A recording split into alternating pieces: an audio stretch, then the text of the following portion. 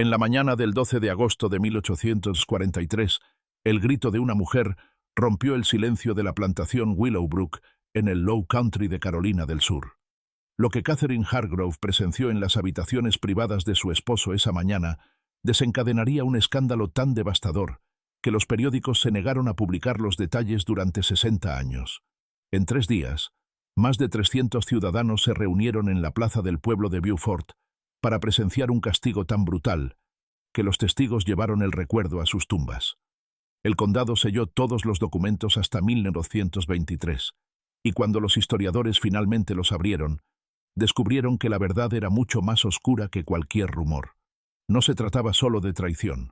Se trataba de la destrucción completa del alma de un hombre, orquestada por la única persona que sabía exactamente cómo convertir en arma la furia de toda una comunidad. Antes de continuar con la historia de la plantación Willowbrook y el escándalo que destruyó a la familia Hargrove, necesito que hagas algo. Si esta historia ya te está dando escalofríos, suscríbete ahora mismo. Descubrimos las historias reales más oscuras del pasado de Estados Unidos, las que deliberadamente se ocultaron de la historia. Dime en los comentarios desde qué estado me estás escuchando. ¿Estás cerca de donde se desarrolló esta pesadilla? Suscríbete porque lo que viene a continuación es mucho peor. Ahora, déjame llevarte de vuelta a 1843, a un mundo donde la reputación lo significaba todo, y perderla significaba perder tu existencia. Beaufort, Carolina del Sur, a principios de la década de 1840, estaba construido sobre contradicciones. El musgo español colgaba de los robles antiguos como sudarios fúnebres, hermoso y sofocante. El aire olía a marisma salada y a flores de magnolia, una dulzura que no podía enmascarar la decadencia subyacente. Aquí era donde las fortunas surgían de los campos trabajados por manos esclavas, donde las mansiones de columnas blancas competían por la exhibición más impresionante de riqueza y poder. La familia Hargrove ocupaba el escalón más alto de esta sociedad. Edmund Hargrove, de 35 años en 1843, había heredado la plantación Willowbrook de su padre 7 años antes. 3.000 acres de tierra de primera calidad, una mansión de estilo neogriego terminada en 1838. Candelabros de cristal de Francia, suelos de pino de corazón tan perfectamente unidos que las juntas eran invisibles. Edmund era exactamente lo que un caballero de Carolina del Sur debía ser: alto, de cabello oscuro, de hombros anchos por años de montar a caballo. Vestía impecablemente, hablaba con la cadencia mesurada del dinero antiguo, servía en el consejo municipal, ocupaba el cargo de diácono de la iglesia. Era conocido como un amo justo, lo que en esa época significaba que no azotaba a sus esclavos tan a menudo como sus vecinos. Pero Edmund Hargrove tenía un secreto que lo destruiría todo. Catherine Hargrove, nacida Catherine Poinsett, se había casado con Edmund en 1837. Venía de Charleston, de una riqueza que rivalizaba con la de los Hargrove. El matrimonio había sido arreglado, como la mayoría, una unión diseñada para fortalecer a ambas familias. Era hermosa de la manera que la sociedad sureña exigía: piel pálida protegida del sol, cabello oscuro perfectamente arreglado, cintura encorsetada a la estrechez de moda. Había sido educada en la academia más prestigiosa de Charleston, entrenada en francés, piano, acuarelas y el sutil arte de administrar un hogar mientras aparentaba no hacer nada. Su boda había sido el evento social de la temporada. 400 invitados en la iglesia de San Miguel. Todos decían que hacían una pareja perfecta. Todos decían que sus hijos serían hermosos. Pero 6 años después del matrimonio, no había hijos. Esto se susurraba en los salones, siempre con esa mezcla de piedad y juicio que la sociedad reservaba para las mujeres que fallaban en su deber principal. Catherine sentía el peso de esos susurros. Veía la decepción apenas velada de la madre de Edmund. Sabía que su valor disminuía con cada año que pasaba. Lo que Catherine no entendía del todo era por qué no había hijos. ¿Por qué Edmund venía a su cama tan raramente? ¿Por qué parecía distante, con la mente en otra parte incluso cuando su cuerpo estaba presente? La verdad vivía en los barracones detrás de la casa principal. La verdad tenía nombres: Marcus, Samuel y Daniel. Marcus tenía 24 años, hijo de la cocinera principal de la plantación, de piel clara con rasgos que insinuaban una ascendencia mixta de la que nadie hablaba abiertamente. Había trabajado en la casa principal desde los 15 años, primero como lacayo y luego como ayuda de cámara personal de Edmund. Era inteligente, capaz de anticipar las necesidades antes de que se expresaran, moviéndose por la casa como una sombra. Samuel tenía 26 años, trabajaba en los establos, más oscuro que Marcus, musculoso por el trabajo físico, con manos igualmente hábiles para manejar caballos y reparar cuero. Tenía una dignidad tranquila, una fuerza interior que la esclavitud no podía quebrar del todo. Edmund se había fijado en él 3 años antes, comenzando a encontrar razones para visitar los establos con más frecuencia. Daniel tenía 21 años, un carpintero de la casa hábil en el detallado trabajo en madera que la plantación requería. Era delgado, casi delicado, con dedos largos y ojo de artista. Rara vez hablaba, su voz suave y cuidadosa cuando lo hacía. Había aprendido temprano que la invisibilidad significaba supervivencia. Edmund había sido cuidadoso, muy cuidadoso. Se reunía con ellos por separado, nunca juntos, siempre a altas horas de la noche en el ala este, a donde Catherine nunca se aventuraba. Esa sección supuestamente estaba siendo renovada, cerrada, sin uso. Edmund había creado un santuario allí, una habitación con su propia entrada desde los jardines, muebles sencillos pero cómodos, una cama grande, cortinas pesadas, una cerradura, lámparas de aceite que proyectaban una luz suave y benévola. Durante 3 años, este arreglo continuó. Edmund mantenía su imagen pública perfectamente. Iglesia todos los domingos, negocios llevados a cabo con una eficiencia despiadada, sonrisas a su esposa en las cenas y a altas horas de la noche, mientras Catherine dormía en su dormitorio separado como era debido. Edmund descendía las escaleras de servicio y cruzaba los jardines oscuros hacia el ala este, donde uno o más de los 3 hombres estarían esperando. Estos hombres no tenían elección. Eran propiedad. Cuando su amo los convocaba, venían. Si sentían deseo, miedo, resignación o una mezcla complicada de los 3, sus sentimientos eran irrelevantes. La supervivencia significaba obediencia. La negativa significaba castigo, venta, separación de la familia. Así que venían cuando se les llamaba, guardaban silencio. Se decían a sí mismos que al menos estaban a salvo del trabajo de campo que rompía los cuerpos de otros hombres, que al menos tenían comida un poco mejor, ropa un poco mejor, pequeños privilegios que Edmund concedía a cambio de su silencio y sus cuerpos. Pero los secretos, por muy cuidadosamente guardados que estén, se revelan eventualmente.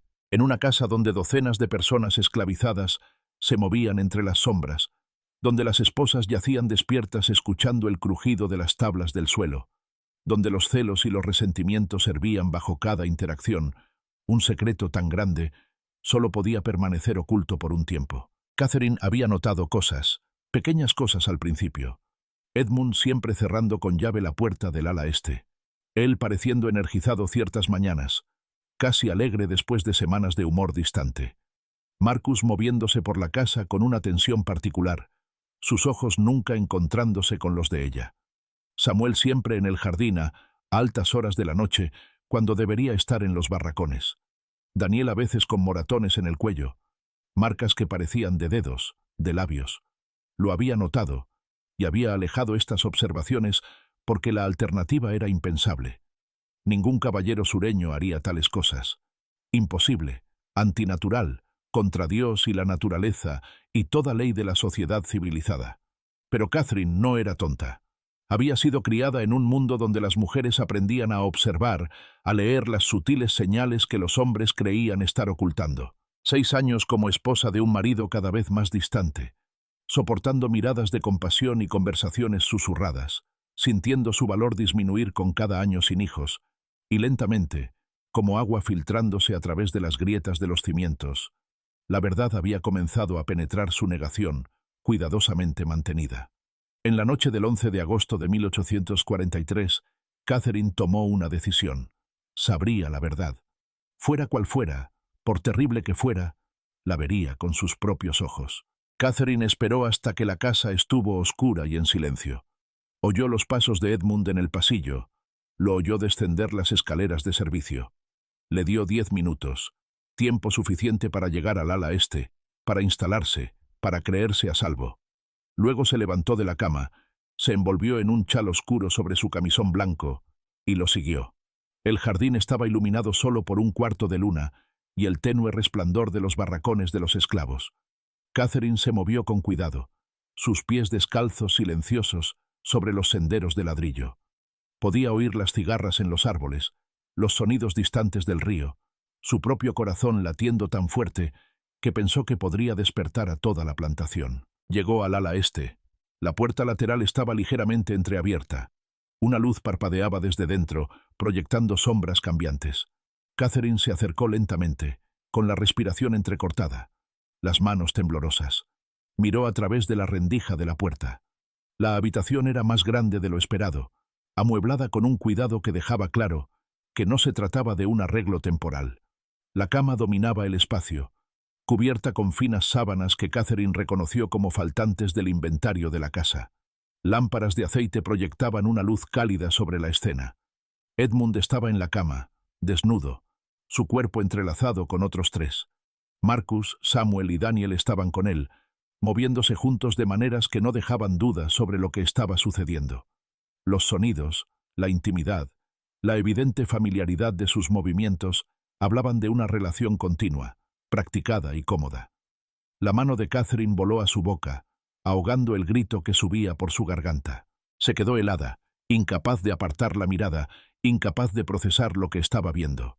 Su marido, el respetable plantador, diácono de la iglesia, pilar de la sociedad, participando en actos que no solo eran ilegales, sino considerados la depravación más profunda posible. En la Carolina del Sur de 1843, lo que Catherine presenció era un crimen castigado con la muerte, no solo para Edmund, sino también para Marcus, Samuel y Daniel. La ley no hacía distinción, no mostraba piedad. El acto en sí se llamaba sodomía, aunque esa palabra rara vez se pronunciaba en voz alta. Se consideraba una abominación, un pecado tan terrible que incluso discutirlo podía corromper a la gente decente. Catherine observó quizás 30 segundos, aunque pareció una eternidad.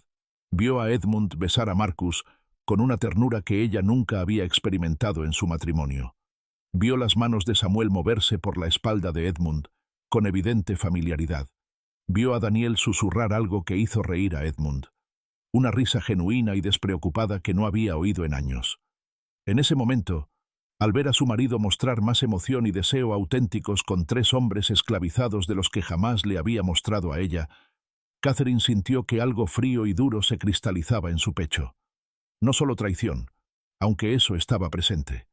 No solo humillación, aunque también la sintió. Lo que sintió fue rabia, una rabia pura, enfocada y calculadora. Le había dado a este hombre 6 años de su vida. Había soportado susurros y juicios. Se había rebajado tratando de ser la esposa perfecta. Y todo el tiempo él había estado aquí, en esta habitación, con estos hombres, viviendo su verdadera vida mientras ella vivía una mentira. Catherine se alejó de la puerta, su mente ya corriendo. Regresó a la casa, subió las escaleras hasta su habitación, se sentó en su escritorio. Sus manos estaban firmes ahora, su respiración tranquila. Encendió una vela y sacó papel. Comenzó a escribir 3 cartas. Una para la madre de Edmund, una para el alguacil, Charles Dunwoody, y una para el propio Edmund. En cada una, describió lo que había presenciado, sin escatimar los detalles necesarios para transmitir todo el horror. Selló las 3 cartas, luego caminó hasta la puerta de Edmund y deslizó su carta por debajo. Regresó a su habitación y se acostó en la cama, completamente vestida, esperando el amanecer. Edmund encontró la carta al amanecer. La recogió, rompió el sello, leyó. El color desapareció de su rostro. Sus manos comenzaron a temblar. La leyó 3 veces, como si la repetición pudiera cambiar las palabras. Catherine lo había visto, sabía todo, y ya había escrito al alguacil y a su madre. El primer instinto de Edmund fue el pánico. Huir, ensillar un caballo, cabalgar hacia el norte, desaparecer. Pero, ¿a dónde iría? Era un propietario de plantación cuya identidad entera estaba ligada a esta tierra. No tenía habilidades más allá de la gestión de mano de obra esclava, y el mantenimiento de su posición social. Sin Willowbrook, sin el nombre Hargrove, no era nada. Su segundo instinto fue la negación. Quizás podría convencer a Catherine de que había entendido mal, pero incluso mientras se formaban estos pensamientos, sabía que eran desesperados y tontos. Catherine había descrito detalles que probaban sin lugar a dudas que había presenciado exactamente lo que afirmaba. Su tercer instinto fue la rabia. ¿Cómo se atrevía a amenazarlo? Pero esa rabia murió rápidamente, porque Edmund sabía la verdad. La había traicionado, había vivido una mentira, y en el rígido universo moral del sur de la preguerra, lo que había hecho era imperdonable. Caminó hasta el dormitorio de Catherine y llamó. Sin respuesta. Intentó girar el pomo, cerrado con llave. Volvió a llamar, más fuerte. «Catherine, debemos hablar, por favor». Su voz llegó desde detrás de la puerta, tranquila y fría. «No hay nada que discutir, Edmund. Las cartas han sido enviadas. El alguacil Dunwoody llegará en 1 hora. Tu madre poco después. Te sugiero que uses el tiempo que te queda para hacer las paces con Dios, ya que no tendrás paz en este mundo». Edmund apoyó la frente en la puerta. «Por favor, Catherine, puedo explicarlo. ¿Explicar cómo has pasado 3 años profanándote a ti mismo y a tus esclavos? ¿Explicar cómo te has burlado de nuestro matrimonio y de nuestro nombre? No hay explicación que importe, Edmund. Eres un sodomita. Eso es lo que eres. Eso es todo lo que eres, y todos lo sabrán al atardecer». El alguacil Dunwoody llegó a las 7:30 con 2 ayudantes. Catherine los recibió en la puerta, aún en camisón. Los invitó a entrar, les ofreció café. Explicó la situación con el tono tranquilo y mesurado de una mujer que denuncia una disputa de propiedad. El alguacil era un hombre corpulento, de 60 años, con barba gris y ojos que habían visto toda variedad de maldad humana. Conocía a Edmund desde que era un niño, había asistido a la boda, había sido invitado a las fiestas de Navidad. Mientras escuchaba a Catherine describir lo que había presenciado, mientras leía su detallado relato, su rostro se oscureció con traición, mezclada con disgusto, mezclada con la fría determinación de un hombre que sabía exactamente lo que la ley requería. Estas son acusaciones graves, Leonora Hargrove, las más graves que un hombre puede enfrentar en este estado. Soy consciente, alguacil, por eso lo llamé de inmediato. Mi esposo está en su estudio. Los 3 esclavos con los que estaba están en los barracones. Quiero que los arresten a todos. Quiero que esto se maneje con todo el peso de la ley. El alguacil asintió lentamente. ¿Dónde ocurrió este incidente? En el ala este. Hay una habitación allí amueblada para este propósito. Encontrará todo exactamente como lo describí. El alguacil Dunwoody hizo un gesto a sus ayudantes. Se movieron por la casa con Catherine al frente. Les mostró el ala este, la puerta lateral, la habitación misma. La cama aún estaba deshecha. Las lámparas aún ardían a fuego lento. La evidencia de lo ocurrido estaba por todas partes, imposible de negar. La mandíbula del alguacil se tensó. Esto era una violación no solo de la ley, sino de todo el orden social. Edmund Hargrove era uno de los hombres más ricos del condado, un ciudadano respetado, un líder comunitario. Y ahora tendría que ser destruido pública y completamente, porque la alternativa era dejar que tal comportamiento quedara impune, lo que sacudiría los cimientos mismos de su sociedad. «Arresten al señor Hargrove», dijo el alguacil a sus ayudantes. «Llévenlo a la cárcel del pueblo. Luego vayan a los barracones y arresten a los 3 esclavos, Marcus, Samuel y Daniel». Los ayudantes se dirigieron al estudio. Edmund no se resistió. Se puso de pie cuando entraron, dejó su vaso, extendió las muñecas para las esposas. Su rostro estaba en blanco, vacío de expresión. Miró a Catherine una vez mientras lo pasaban por el pasillo. Ella le sostuvo la mirada sin pestañear. «Espero que entiendas lo que has hecho», dijo Edmund en voz baja. «Esto te destruirá tanto como me destruirá a mí». Catherine sonrió, una sonrisa fría y terrible. «Sé exactamente lo que he hecho. Te he revelado por lo que eres. Yo sobreviviré a esto, Edmund. Volveré a Charleston, con mi familia. Seré la esposa agraviada, la víctima inocente de tu depravación. Pero tú no serás nada. Solo un nombre que la gente susurra, un cuento con moraleja, una advertencia sobre las consecuencias del vicio antinatural». Edmund no dijo nada más. Los ayudantes lo llevaron afuera a una carreta que esperaba. En cuestión de minutos estaba en camino a la cárcel del pueblo de Beaufort, encadenado como un criminal común. Su caída en desgracia fue tan repentina y completa que parecía casi irreal. Marcus, Samuel y Daniel fueron sacados de los barracones encadenados. Sus familias observaban en un horror silencioso, entendiendo que sus seres queridos estaban atrapados en algo que probablemente terminaría en la muerte. En la Carolina del Sur de 1843, los esclavos no tenían defensa legal contra tales cargos. Si un hombre blanco afirmaba que habían participado en la sodomía, su culpabilidad se daba por sentada. Para el mediodía, los 4 hombres estaban encerrados en celdas separadas. Para la noche, todos en Beaufort lo sabían. La noticia se extendió como la pólvora, susurrada en tiendas y salones, discutida en tonos horrorizados durante las cenas, debatida en las tabernas. Edmund Hargrove, el respetable plantador, era un sodomita, sorprendido en el acto con 3 esclavos varones. Su esposa lo había descubierto y lo había denunciado a la ley.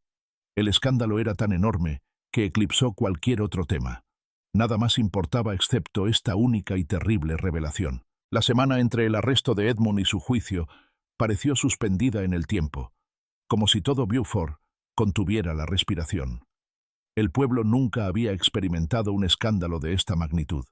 Asesinatos sí los habían visto. Robos, adulterio, borracheras, violencia. Todos los pecados habituales habían pasado por el juzgado. Pero esto era diferente. Esto tocaba algo más profundo y aterrador. Una violación tan profunda que amenazaba el orden mismo de su mundo. El juez Howard Middleton presidía los procedimientos legales del condado de Beaufort. Tenía 68 años. Era veterano de la guerra de 1812, conocido por su estricta interpretación de la ley y su inquebrantable compromiso con el mantenimiento del orden social. Cuando recibió los documentos relacionados con el arresto de Edmund, se sentó en su despacho durante más de 1 hora, leyendo y releyendo los cargos. Conocía a Edmund desde la infancia. Había firmado la licencia de matrimonio. Había aprobado préstamos para la expansión de Willowbrook. Ahora se le pedía que presidiera la destrucción de Edmund. La ley era clara. Los estatutos de Carolina del Sur definían la sodomía como el abominable crimen contra la naturaleza, prescribiendo un castigo de muerte o una pena menor según lo considerara apropiado el tribunal, aunque el estatuto implicaba fuertemente que se prefería la muerte, sin ambigüedad, sin margen de interpretación. El acto en sí, si se probaba, exigía las consecuencias más duras. Pero el juez Middleton enfrentaba complicaciones. Edmund era blanco, rico, de una familia fundadora. Marcus, Samuel y Daniel eran esclavos, propiedad, legalmente valorados quizás en $800 cada uno. La ley teóricamente se aplicaba por igual, pero en la práctica, todos sabían que las personas esclavizadas serían castigadas más severa y rápidamente. La cuestión era cómo manejar a Edmund sin crear un precedente que pudiera amenazar a otros hombres blancos ricos con secretos que preferían ocultar. El 15 de agosto, el juez Middleton convocó una reunión privada. Estaban presentes el alguacil Dunwoody, el fiscal del condado Richard Fellows, 3 ciudadanos prominentes, incluido el alcalde, y 2 diáconos de la iglesia. Catherine no fue invitada, ni nadie que representara a Edmund. «Caballeros», comenzó el juez, «enfrentamos una situación que requiere tanto justicia como discreción. Los cargos contra el señor Hargrove están respaldados por pruebas irrefutables. Su esposa presenció el crimen directamente. Las pruebas físicas corroboran el testimonio.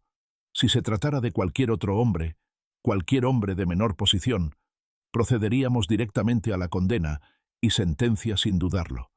Pero no es cualquier otro hombre». El alcalde Thomas Pritchard interrumpió. «Es Edmund Hargrove.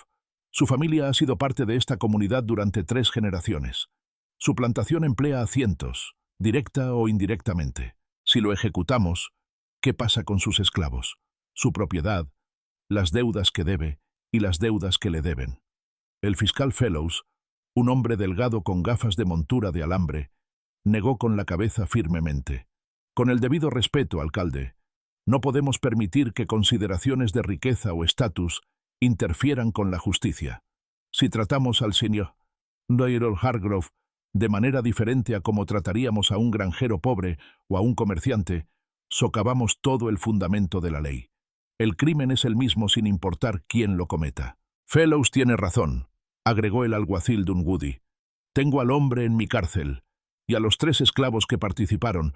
Si dejamos que alguno escape a la justicia, ¿qué mensaje enviamos? ¿Que los ricos pueden hacer lo que quieran? ¿Que la ley solo se aplica a la gente común? El reverendo Samuel Cartwright habló, su voz grave con certeza moral. Esto no es simplemente un asunto legal, caballeros. Es una crisis espiritual. Lo que el señor Hargrove ha hecho es una abominación ante Dios. Corrompe el orden natural, amenaza el fundamento moral de nuestra sociedad. Si mostramos misericordia, si suavizamos el castigo, sugerimos que tal comportamiento es de alguna manera perdonable. No podemos hacer eso. No debemos. El juez Middleton asintió lentamente. Entonces, permítanme proponer un curso de acción. Celebraremos un juicio. Presentaremos las pruebas. Dadas las circunstancias, la condena es segura, pero usaré mi discreción en la sentencia. El señor Hargrove no será ejecutado. La sala estalló en objeciones. Varios hombres hablando a la vez. El juez levantó la mano para pedir silencio. Escúchenme. La muerte sería una misericordia para un hombre en su posición. Un final rápido, un ataúd cerrado, un entierro privado. Su familia podría llorar y seguir adelante. No. Lo que propongo es peor que la muerte. Un castigo público de tal severidad que Edmund Hargrove deseará que lo hubiéramos ahorcado. Destruir no solo su cuerpo, sino su alma, su reputación, su identidad misma. Hacer que toda la comunidad lo presencie para que todos entiendan exactamente lo que les sucede a los hombres que cometen este crimen. ¿Qué forma tomaría este castigo?, preguntó el fiscal. La expresión del juez Middleton era fría, calculadora. La picota y el poste de azotes en la plaza del pueblo. Pero no por 1 o 2 horas, sino por 3 días completos. Encerrado en la picota desde el amanecer hasta el anochecer, expuesto a los elementos, a los insectos, a las burlas y maldiciones de cualquiera que pase. Y al mediodía de cada día, un azote público. No lo suficiente para matarlo, pero lo suficiente para dejarle cicatrices permanentes. Lo suficiente para asegurar que por el resto de su vida lleve las marcas de la vergüenza en su cuerpo. La sala quedó en silencio. Incluso los hombres más insistentes en un castigo severo parecieron sorprendidos por la brutalidad de la propuesta. ¿Y los esclavos?, preguntó en voz baja el reverendo Cartwright. Serán ahorcados, dijo el juez sin dudar. Son propiedad que corrompió a su amo. Los sedujeron a la depravación. Servirán como ejemplo de lo que sucede cuando los esclavos se salen de su lugar. Las ejecuciones precederán al castigo del señor Hargrove por un día, para que sepa lo que sus acciones les han costado. El alguacil Dunwoody frunció el ceño. Eso no es justo, su señoría. Según todos los testimonios, Hargrove inició estas relaciones. Los esclavos no tenían elección. No podían negarse a su amo. La justicia y la necesidad no siempre están alineadas, alguacil. La ley exige que todos los participantes en la sodomía sean castigados. Más importante aún, los ciudadanos blancos necesitan ver restaurado el orden natural. Los hombres blancos pueden caer, pero caen desde una gran altura. Los esclavos que participan en tales actos deben ser eliminados por completo. Es duro, pero es la única manera de mantener el control. Los hombres intercambiaron miradas. Lenta y a regañadientes, asintieron en acuerdo. La solución no satisfacía a nadie por completo, pero equilibraba las demandas contrapuestas de la ley, la jerarquía social y la necesidad de dar un ejemplo que resonaría mucho más allá de Beaufort. Pero el juez Middleton no había contado con Catherine Hargrove. Ella no estaba presente, pero tenía sus fuentes. Uno de los secretarios del juez, el joven Benjamin Porter, que cortejaba a la prima de Catherine, escuchó la conversación y se la repitió a su prometida, quien inmediatamente envió un mensaje a Catherine. Cuando Catherine se enteró del plan, no quedó satisfecha. Quería que Edmund fuera destruido, pero no había considerado que Marcus, Samuel y Daniel serían ejecutados. A pesar de todo, a pesar de su rabia, entendía que estos 3 hombres habían estado atrapados en una situación imposible. Eran propiedad. No tenían más remedio que obedecer las órdenes de su amo. Ejecutarlos por la depravación de Edmund parecía una injusticia, incluso para los retorcidos estándares de la sociedad esclavista. Pero Catherine también entendía otra cosa. Si Marcus, Samuel y Daniel morían antes del castigo público de Edmund, si eran ahorcados y enterrados antes de que el pueblo presenciara la humillación de Edmund, entonces Edmund se convertiría en una especie de mártir. La gente susurraría que había amado a sus esclavos, que se había sacrificado por ellos, que había algo trágico y romántico en su caída. Catherine no podía permitir esa narrativa. Envió un mensaje al juez Middleton solicitando una reunión privada. Él accedió, curioso por lo que la mujer en el centro del escándalo podría querer. Se reunieron en su despacho 2 días antes del juicio. Catherine llegó vestida de luto riguroso, aunque nadie había muerto. Una elección deliberada, una representación visual de la muerte de su matrimonio, de sus esperanzas, de su futuro. Se sentó frente al juez con una postura perfecta, las manos cruzadas, la expresión tranquila. Su señoría, he oído hablar de la sentencia que pretende para mi esposo y los 3 esclavos implicados en su crimen. El juez levantó una ceja. Esa fue una discusión privada, señora Hargrove. ¿Cómo llegó a saber de ella? En un pueblo de este tamaño, su señoría, muy poco permanece privado por mucho tiempo. Pero no estoy aquí para cuestionar su autoridad o su juicio. Estoy aquí para hacer una petición. Hable entonces. Pido que el castigo de los 4 hombres ocurra simultáneamente. Que Marcus, Samuel y Daniel no sean ahorcados por separado, sino que estén presentes durante los 3 días de Edmund en la picota y los azotes. Que se les obligue a ver en qué se convierte el hombre que los usó, y que a Edmund se le obligue a ver sus ejecuciones en el último día, después de que su castigo se complete. El juez se reclinó, estudiándola. Eso es notablemente cruel, señora Hargrove, incluso para una esposa agraviada. Mi esposo no me mostró ninguna piedad, su señoría. No mostró ningún respeto por nuestro matrimonio. No mostró ninguna reverencia por la ley de Dios. ¿Por qué debería mostrarle piedad ahora? ¿Por qué se le debería conceder la dignidad de ser castigado solo, donde pueda imaginarse a sí mismo como una víctima? Que vea lo que sus deseos han causado. Que vea a esos 3 hombres morir sabiendo que sus acciones los llevaron a la horca. Que todo el pueblo vea el cuadro completo de su depravación y sus consecuencias. El juez Middleton guardó silencio durante un largo momento, luego asintió lentamente. Su petición es concedida. Modificaré la sentencia en consecuencia. El juicio se llevará a cabo en 3 días. El castigo comenzará el día después del veredicto. Será exactamente como usted lo describió. Catherine se puso de pie. Alisó sus faldas negras. Le ofreció al juez una pequeña y fría sonrisa. Gracias, su señoría. La justicia debe ser completa. Toda la historia debe ser contada. Nada debe ocultarse. El juicio comenzó el 18 de agosto de 1843. La sala del tribunal estaba abarrotada más allá de su capacidad. La gente se paraba en los pasillos, se agolpaba en las puertas, se apretaba contra las ventanas, tratando de escuchar cada palabra. No era solo un juicio. Era el evento social de la década, un espectáculo que se discutiría y debatiría durante años. Edmund fue traído con grilletes. No se le había permitido cambiarse de ropa desde su arresto.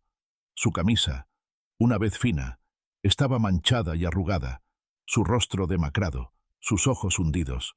Parecía un hombre que ya había muerto por dentro, realizando los movimientos de la vida porque no tenía otra opción. Marcus, Samuel y Daniel fueron traídos por separado, también encadenados, y obligados a pararse en una esquina de la sala, custodiados por ayudantes armados. Sus rostros mostraban diferentes emociones. Marcus parecía resignado, casi en paz, como si hubiera aceptado lo que venía. La mandíbula de Samuel estaba apretada, sus ojos ardían con una rabia silenciosa. Daniel temblaba.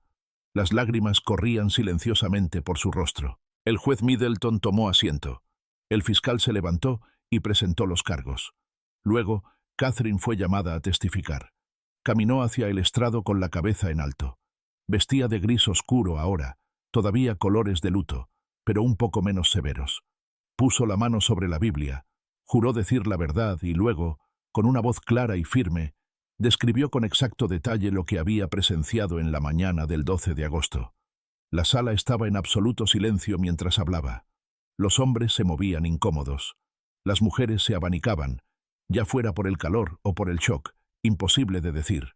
Cada palabra que Catherine pronunciaba era como un martillazo, destruyendo la reputación, la dignidad y la humanidad misma de Edmund. Cuando terminó, el fiscal preguntó: «Señora Hargrove, ¿hay alguna posibilidad de que haya malinterpretado lo que vio?» «No, señor. Ninguna posibilidad de malentendido. Lo que presencié fue claro, inequívoco y deliberado. Mi esposo estaba involucrado en un acto de sodomía con 3 esclavos varones. No fue coaccionado, no estaba confundido. Estaba participando voluntaria y entusiastamente en actos que violan toda ley de Dios y del hombre». El abogado defensor, el joven William Crawford, asignado al caso de Edmund y claramente deseando no haberlo sido, se puso de pie para el contrainterrogatorio. «Señora Hargrove, ¿es posible que el comportamiento de su esposo fuera el resultado de una locura temporal que no estuviera en su sano juicio?» Los ojos de Catherine se entrecerraron. «Mi esposo ha estado participando en este comportamiento durante al menos 3 años, señor Crawford. Eso no es una locura temporal. Es una elección deliberada. Eso es lo que él es». Crawford intentó algunas preguntas más, pero cada una solo empeoró la situación de Edmund. Finalmente se sentó, derrotado. No había defensa que hacer. La evidencia era abrumadora, el testigo inquebrantable. A Edmund se le preguntó si deseaba testificar. Negó con la cabeza. ¿Qué podría decir? La verdad era innegable. A Marcus, Samuel y Daniel no se les permitió testificar. Los esclavos no podían dar testimonio en un tribunal, excepto en circunstancias limitadas, y esta no era una de ellas. Su culpabilidad se asumió basándose en el testimonio de Catherine y la evidencia física. No tenían voz, ni oportunidad de explicar o defenderse. Simplemente se pararon en la esquina, esperando el veredicto inevitable. El juez Middleton se dirigió al jurado, aunque todos sabían que su decisión estaba predeterminada. «Caballeros del jurado, han escuchado el testimonio, han visto las pruebas. La ley es clara en este asunto. La sodomía es un crimen del más alto orden, una abominación que amenaza el tejido moral de nuestra sociedad. Ahora deben determinar si los acusados son culpables de este crimen». El jurado deliberó menos de 10 minutos. Cuando regresaron, el presidente se puso de pie y pronunció el veredicto. «Declaramos al acusado Edmund Hargrove culpable de sodomía». Un murmullo recorrió la sala. Algunas voces expresaron satisfacción, otras sonaron sorprendidas, aunque el resultado había sido seguro. «Declaramos a los esclavos Marcus, Samuel y Daniel culpables de sodomía y de corromper a su amo». Este veredicto se pronunció más en voz baja, casi como una ocurrencia tardía. El destino de los 3 hombres nunca había estado en duda. Ya estaban muertos a los ojos de la ley. El jurado simplemente lo hizo oficial. El juez Middleton asintió. «El tribunal acepta el veredicto. Procederemos a la sentencia». Hizo una pausa, dejando que la tensión aumentara. Todas las personas se inclinaron hacia adelante, esperando escuchar qué castigo se decretaría. «Edmund Hargrove ha sido declarado culpable del abominable crimen de sodomía. La ley me permite sentenciarlo a muerte, y muchos creen que ese sería el castigo apropiado. Sin embargo, creo que la muerte sería demasiado misericordiosa. Ha violado no solo la ley, sino la sagrada confianza de su posición.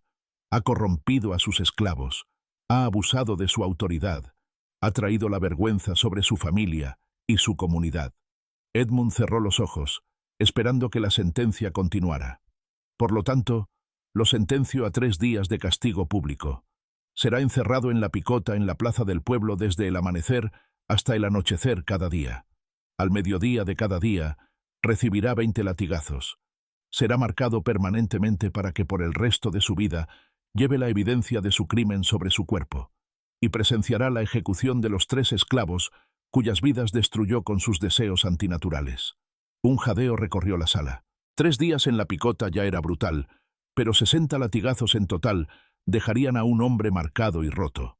Forzar a Edmund a ver las ejecuciones era una tortura psicológica que muchos encontraron excesiva, incluso dada la gravedad del crimen. «En cuanto a Marcus, Samuel y Daniel», continuó el juez, volviéndose hacia los 3 hombres esclavizados, «son sentenciados a muerte por ahorcamiento. La ejecución tendrá lugar en la plaza del pueblo, en la tarde del 3er día del castigo de Edmund Hargrove, para que él pueda presenciar las consecuencias de la corrupción que trajo sobre ustedes». Daniel se desplomó. Los ayudantes lo atraparon antes de que cayera al suelo, sosteniéndolo en pie. El rostro de Samuel permaneció impasible, pero sus manos se cerraron en puños. Marcus miró directamente a Edmund por primera vez desde que comenzó el juicio, y la expresión en su rostro no era de ira ni de miedo. Era algo peor. Era piedad. El juez Middleton golpeó el mazo. Este tribunal se levanta. La sentencia se llevará a cabo a partir de mañana al amanecer. Que Dios tenga piedad de todas sus almas. La sala estalló en conversaciones mientras la gente salía. Algunos satisfechos de que se hubiera hecho justicia, otros perturbados por la severidad. Muchos ya planeaban asistir al espectáculo público, atraídos por la curiosidad morbosa y el conocimiento de que estaban a punto de presenciar algo que nunca antes había sucedido en Beaufort. Catherine se fue sin mirar a Edmund. Había logrado lo que se propuso. La verdad era pública. Edmund estaba destruido. Pronto sería libre de dejar este lugar y no volver nunca más. La mañana llegó demasiado rápido. El sol se levantó sobre Beaufort, proyectando una luz dorada sobre la plaza del pueblo. La gente ya se estaba reuniendo.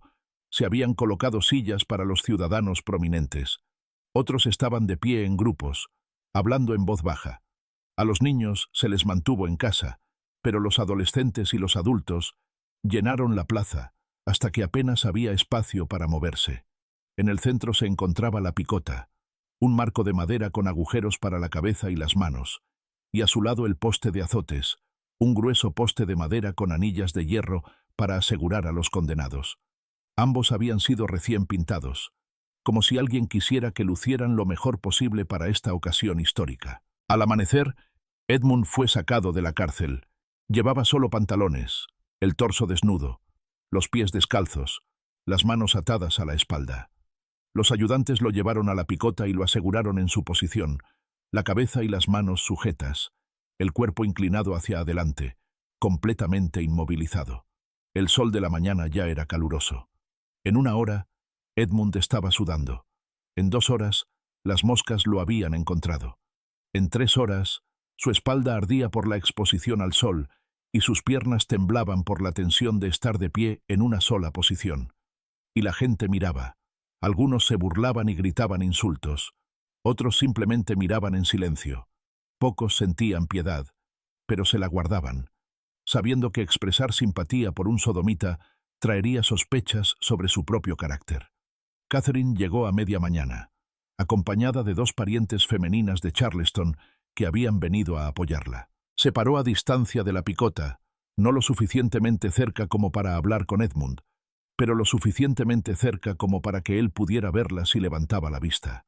Quería que él supiera que ella estaba allí, presenciando su humillación, asegurándose de que fuera completa. Marcus, Samuel y Daniel habían sido sacados de la cárcel y obligados a pararse al borde de la plaza, encadenados juntos, custodiados por ayudantes. Observaban el castigo de Edmund con diversas reacciones. Marcus mantenía una expresión neutral, sin mostrar nada. Samuel observaba con sombría satisfacción, contento de ver sufrir al hombre que lo había usado. Daniel no podía mirar en absoluto. Mantenía los ojos en el suelo, incapaz de soportar la vista. Al mediodía, comenzó el verdadero castigo. El alguacil Dunwoody se acercó a la picota con un largo látigo de cuero. La multitud guardó silencio, todos los ojos fijos en la escena que estaba a punto de desarrollarse. Edmund Hargrove, anunció el alguacil, lo suficientemente alto como para que todos lo oyeran. Has sido sentenciado a 20 latigazos. Que este castigo sirva como recordatorio de las consecuencias de tu crimen y como advertencia a cualquier otro hombre que pueda ser tentado a seguir tu camino. El cuerpo de Edmund se tensó. Había sido azotado una vez de niño, unos pocos golpes por una travesura infantil, pero eso no había sido nada comparado con lo que se avecinaba. Intentó prepararse, pero no había forma de prepararse para esto. El primer latigazo llegó sin más advertencia. La tira de cuero cortó la espalda desnuda de Edmund con un chasquido que resonó en toda la plaza. Edmund jadeó, pero no gritó. Una delgada línea roja apareció en su piel. El segundo latigazo siguió rápidamente. Luego el tercero. Al quinto latigazo, Edmund gemía con cada golpe. Al 10º, gritaba, incapaz de mantener la compostura. Al 15º, sollozaba, su cuerpo temblando con cada impacto. La piel de su espalda estaba desgarrada en varios lugares. La sangre corría hasta empapar la cintura de sus pantalones. Finalmente llegó el 20º latigazo. Edmund se desplomó en la picota, sostenido solo por el marco de madera que lo aprisionaba. La multitud estaba en silencio ahora. La emoción inicial de presenciar el castigo había sido reemplazada por la incómoda realidad de ver a un ser humano siendo destrozado. El alguacil Dunwoody enrolló el látigo y retrocedió. Edmund permanecería en la picota hasta el atardecer, aún expuesto, aún sufriendo. Pero al menos los azotes habían terminado por hoy. Entraba y salía de la conciencia mientras la tarde se alargaba interminablemente. La gente iba y venía, algunos quedándose horas, otros solo pasando para ver el espectáculo con sus propios ojos. Finalmente, cuando el sol se acercaba al horizonte, el alguacil regresó. Abrió la picota y Edmund se desplomó de inmediato, incapaz de ponerse de pie. Los ayudantes lo atraparon, lo arrastraron de vuelta a la cárcel, donde se había ordenado a un médico que lo examinara y se asegurara de que sobreviviría para soportar los 2 días siguientes. El segundo día comenzó exactamente como el primero. Edmund fue sacado al amanecer, encerrado en la picota, expuesto al sol, a los insectos y a las burlas de la multitud. Su espalda era una masa de laceraciones con costras de la flagelación del día anterior. Cada movimiento tiraba de las heridas, enviando nuevas olas de dolor por su cuerpo. Catherine regresó como el día anterior. Se paró con su vestido negro, el rostro sombreado por una sombrilla, observando sin expresión. La gente había comenzado a susurrar sobre ella, llamándola cruel, llamándola vengativa. Pero también entendían su rabia. Había sido agraviada de una manera que pocas mujeres podían imaginar. Al mediodía, comenzaron los azotes de nuevo. 20 latigazos más sobre la espalda ya dañada de Edmund. Esta vez gritó desde el primer golpe. No quedaba dignidad, ni fuerza para mantener la compostura. Gritó, rogó y suplicó piedad, pero no llegó ninguna. La ley había decretado 20 latigazos y 20 latigazos recibió. Cuando terminó, la espalda de Edmund parecía carne cruda. El médico comentaría más tarde que nunca había visto a un hombre azotado tan severamente sobrevivir, pero Edmund sobrevivió, aunque hubo momentos en los que deseó no haberlo hecho. Llegó el tercer día. Edmund fue llevado a la picota por última vez. Su cuerpo apenas era reconocible, la espalda cubierta de vendas empapadas de sangre, el rostro hinchado por la exposición al sol y las picaduras de insectos. Las piernas apenas podían soportar su peso, pero la sentencia era clara. 3 días en la picota, 3 sesiones de azotes. La ley se cumpliría. La multitud ese día era la más grande hasta el momento.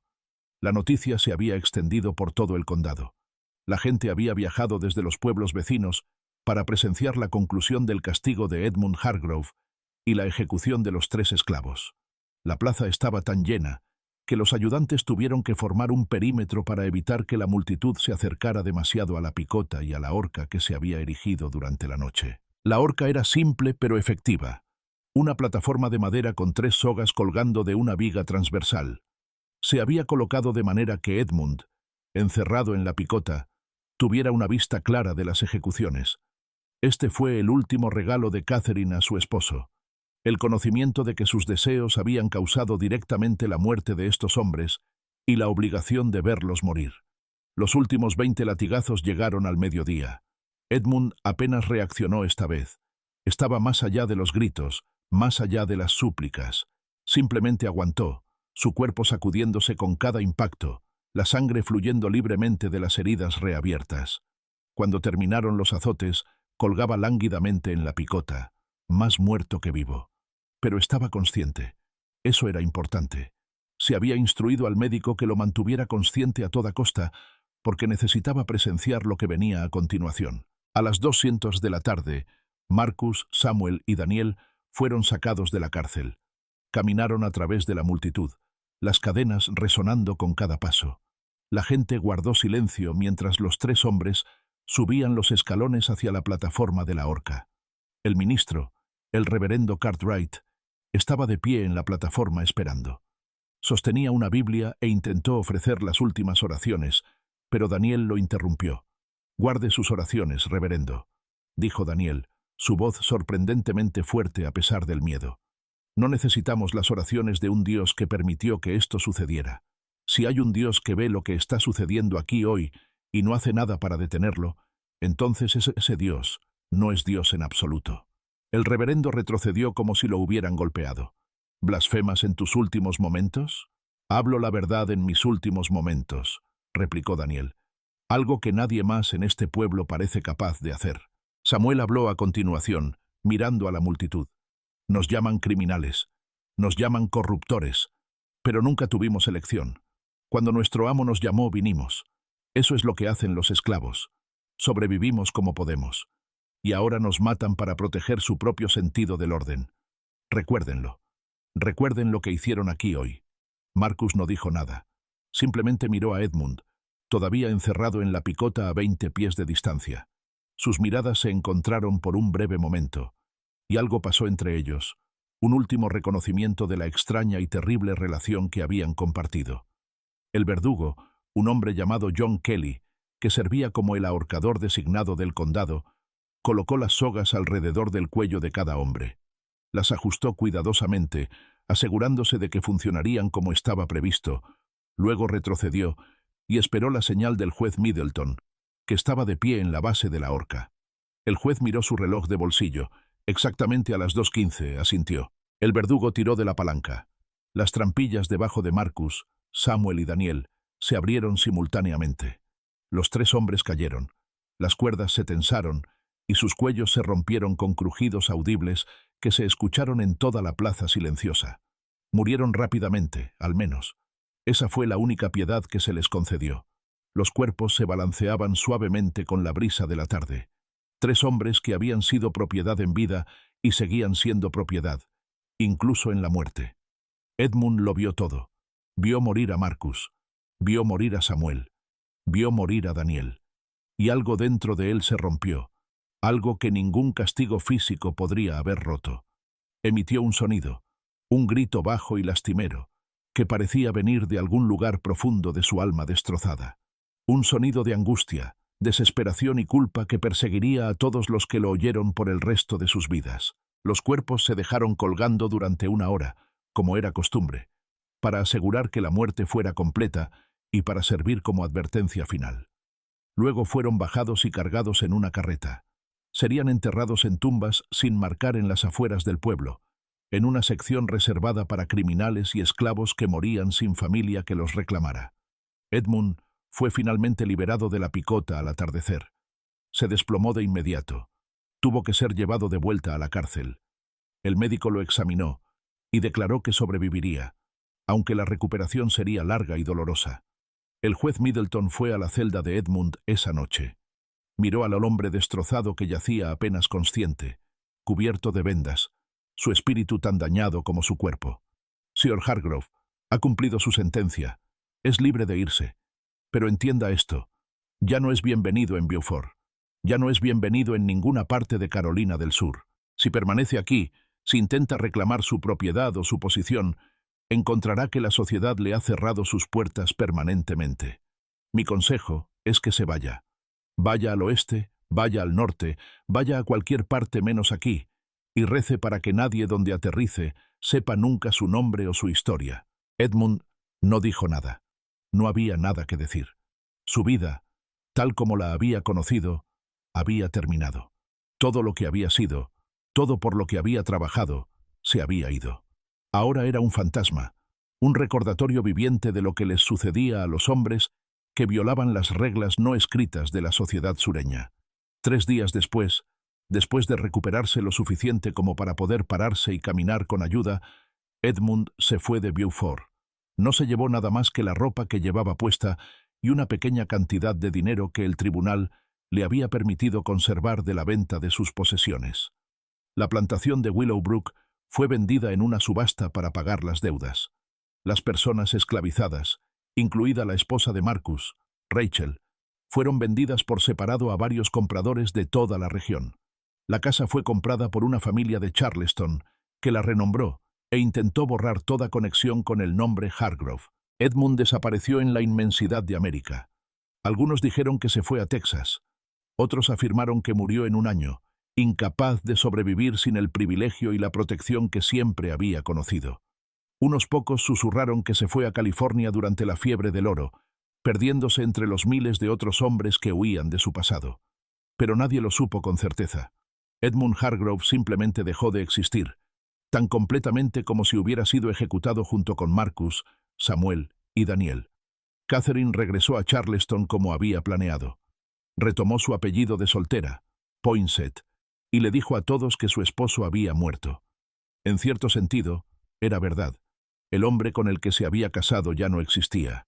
Su familia la recibió de nuevo, compasiva con su calvario, entendiendo que había sido la víctima inocente de un engaño monstruoso.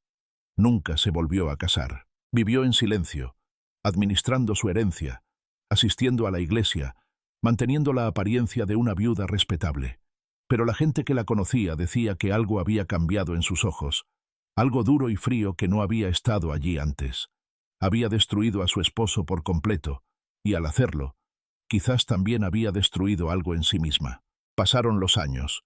El escándalo de la plantación Willowbrook se desvaneció de la memoria inmediata, aunque permaneció como una advertencia susurrada a los jóvenes sobre las consecuencias del vicio antinatural. Los documentos del condado permanecieron sellados como había ordenado el juez Middleton, protegiendo la reputación de las familias involucradas. Pero en 1897, 54 años después de los acontecimientos, sucedió algo inesperado. Un joven historiador llamado Thomas Bradford, que investigaba la Carolina del Sur de la preguerra para su tesis doctoral, solicitó acceso a los registros sellados del condado. Después de un considerable debate, un juez le concedió el permiso, razonando que había pasado suficiente tiempo, que todos los directamente involucrados habían muerto hacía mucho, que la historia merecía la verdad. Bradford pasó 3 meses leyendo los documentos, transcripciones del juicio, el testimonio de Catherine, cartas entre el juez y varios funcionarios, relatos de testigos presenciales del castigo y las ejecuciones, informes médicos sobre la condición de Edmund, registros financieros de la venta de la plantación. Todo había sido meticulosamente preservado. Bradford quedó impactado por lo que descubrió, no solo por los eventos en sí, aunque eran lo suficientemente perturbadores, sino por lo que los documentos revelaban sobre la sociedad de la preguerra.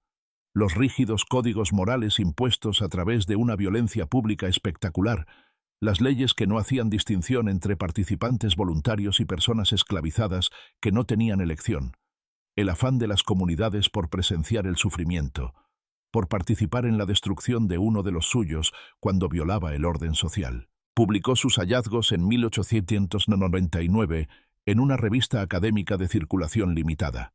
El artículo causó una controversia menor entre los historiadores, pero fue ignorado en gran medida por el público en general. La historia era demasiado antigua, demasiado perturbadora, demasiado en desacuerdo con los mitos románticos sobre el viejo sur que se promovían en esa época. Luego, en 1923, 80 años después del escándalo, el condado de Beaufort finalmente abrió todos los documentos sellados al público. Un periódico local publicó un breve artículo sobre el caso Hargrove, presentándolo como una curiosidad histórica interesante. El artículo mencionaba que Catherine Poinsett había vivido hasta 1902, muriendo a la edad de 87 años en Charleston, que el destino final de Edmund Hargrove seguía siendo desconocido, que los descendientes de las familias de Marcus, Samuel y Daniel aún vivían en la región, aunque la mayoría nunca había conocido la historia completa de cómo murieron sus antepasados. El artículo concluía con una observación que parecía pasar por alto todo el punto. Era una época diferente, con diferentes estándares de moralidad y justicia. Solo podemos estar agradecidos de vivir en una era más iluminada. Pero, ¿era realmente tan diferente? Esa fue la pregunta que atormentó a las pocas personas que realmente entendieron la historia. Las leyes habían cambiado, sí. Las ejecuciones públicas ya no estaban permitidas. La tortura ya no era un castigo legal. Pero la capacidad humana para la crueldad al servicio del mantenimiento del orden social, para usar la ley para destruir a aquellos que amenazaban las jerarquías establecidas, para crear chivos expiatorios y exigir sacrificios de sangre para apaciguar el miedo y la rabia colectivos. ¿Había cambiado algo de eso realmente? En 2015, una pequeña sociedad histórica en Beaufort erigió una placa cerca del lugar donde se había levantado la horca en 1843.